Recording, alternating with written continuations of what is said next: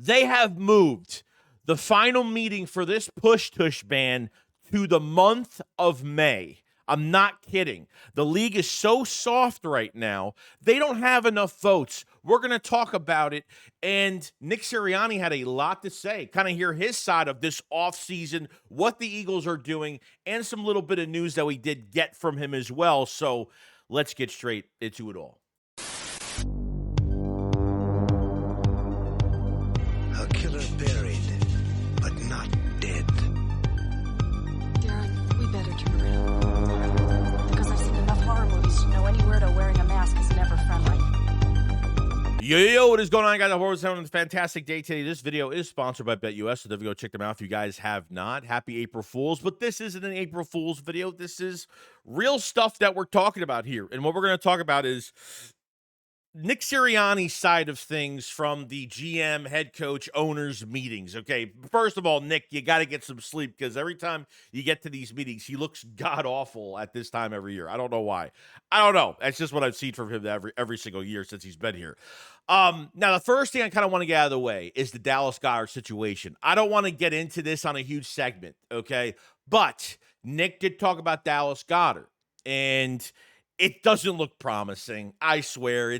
I haven't even heard one statement from Howie, one statement now from Nick saying they want him back or they want to get him back on a number. Or I mean, I think potentially I think they're just trying to find a number to bring him back. And if they can't, they're just going to trade him at the end of the day. You know, Dallas Goedert's going to want to cash in with one more year left. No guaranteed money on his deal. Nick didn't say he wanted him back or I would like to have him back. It was more like, he's a great player and blah, blah, blah, blah. It was just the regular PR statements that we've been hearing. And it doesn't seem like it's going to go well, guys. It seems like Goedert is going to get traded. These comments don't do enough for me.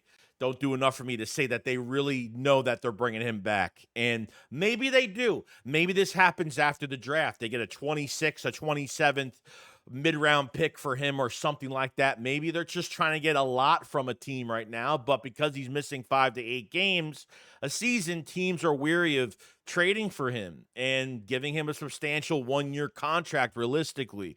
So I'm not getting any type of I'm not really getting the sense that they want to re-sign him. I think he's going to get traded, and you know, I don't like the tight end room right now. I think there's some good backups here, but they don't have a number one guy. They don't. So the draft will tell us a lot if Goedert is not gone before the draft, and we'll just have to figure it out by then.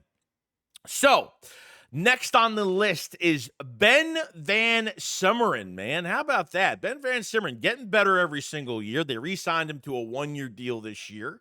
Okay, I think he was a restricted free agent, so he's only making about $1 million going into the offseason. So, but Nick had some things to say about Ben VanSumeren, which was great. What's the future of Ben VanSumeren? Is it 100% being a linebacker? Is it more fullback?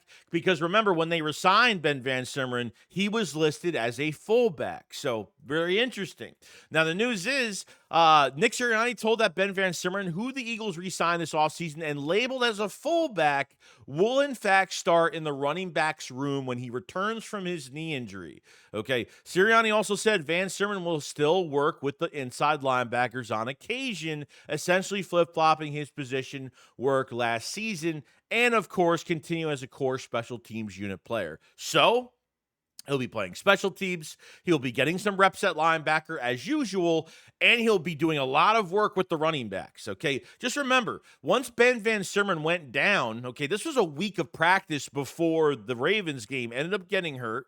Then they started using Calcaterra at fullback a little bit. Then it went to CJ Usamoah, and they went back and forth with him, and I actually liked him a lot more as a fullback, and he was a veteran tight end that we signed on a one-year deal last year in 2024, and then they ended up signing Kari Blasingame mid-season, okay, an off-the-street signing realistically, and he's had a lot of reps at fullback, an actual fullback they signed, not a guy that's just trying to switch positions.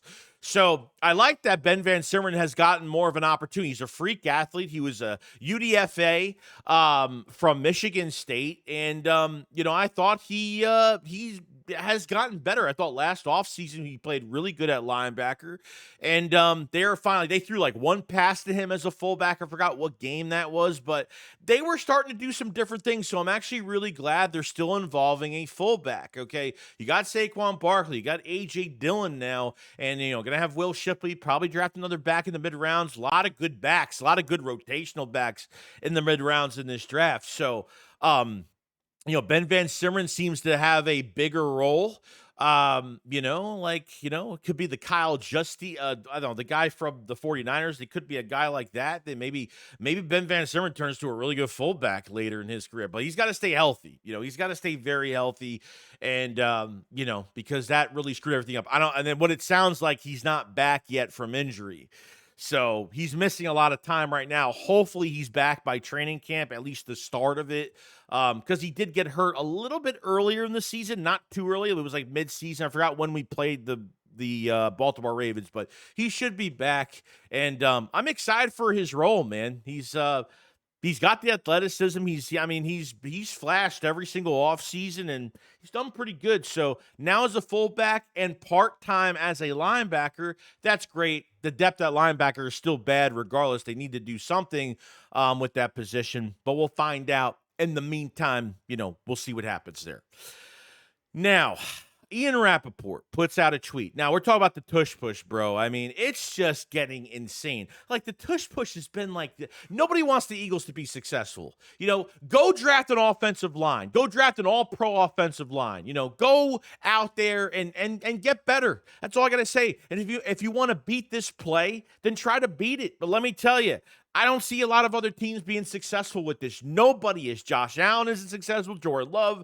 Nobody is successful with this, especially. Now, Ian Rappaport put out a tweet saying, discussions on the tush push have been tabled until later date, source said. The fact that the debate on banning the tush push was tabled indicates it may be discussed again at the May meetings and could be pushed forward once more support is gathered. Okay?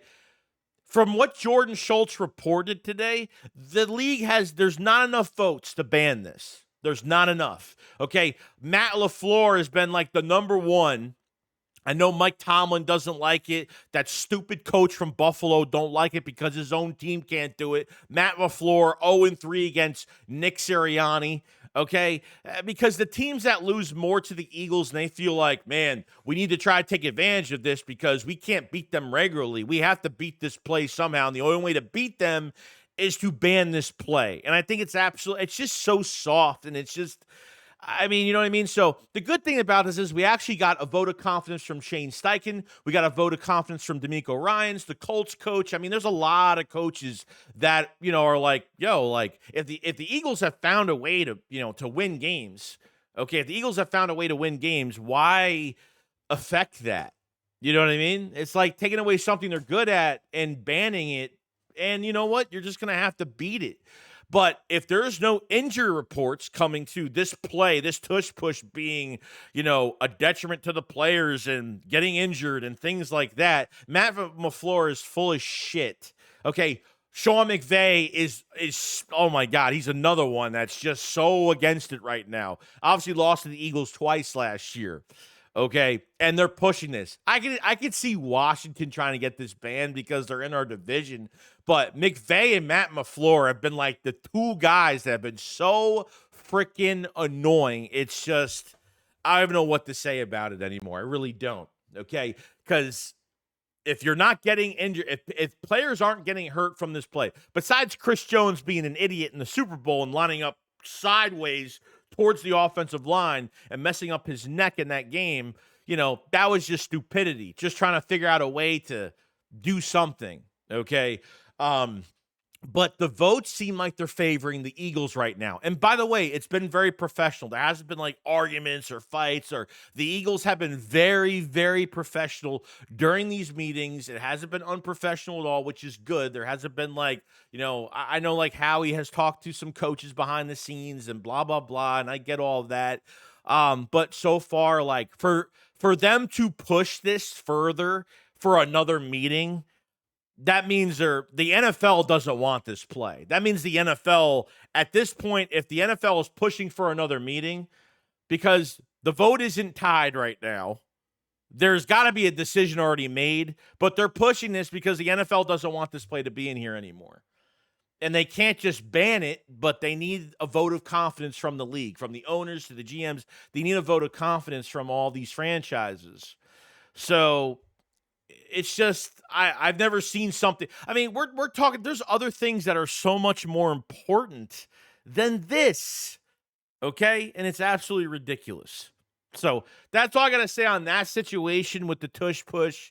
The league is not, the teams that don't want this, that want to get this banned, are not going to get what they want. It's not going to happen. But like I said, Nick has got a vote of confidence from Kellen Moore, Shane Steichen, Jonathan Gannon. I think he's got a vote of confidence from all those guys. There's a lot more coaches that really respect the Eagles for doing something that, a lot of teams can't do. Okay. Because a lot of teams can't do it. We saw it in the playoffs. We saw it in the regular. We saw Herbert. We saw Josh Allen. We've seen Jordan Love. I mean, these teams can't do it. And that's just the way it is, man. It's the way it is. So other than that, guys, that's pretty much it. So not a crazy video today, but we did hear from Nick Sirianni on some of the moves. Ben VanSumeren, obviously. Dallas Goedert doesn't seem promising. And obviously the tush push is really the big thing of news for the Eagles right now. And if this doesn't get banned, which most likely it won't, I want them to run the tush push nonstop next year just to annoy all of them. Just to annoy every team next year. Don't care. But other than that, guys, that's pretty much it. Make sure you subscribe to the channel for more Eagles news every single day. Make sure you like the video because it helps out tremendously. And I'll update you guys on more news. Draft is right around the corner. We're ready to go. So you guys enjoy the rest of your day. I'll see you guys on the next one. Shakes it up, follow, peace out, guys. Bye.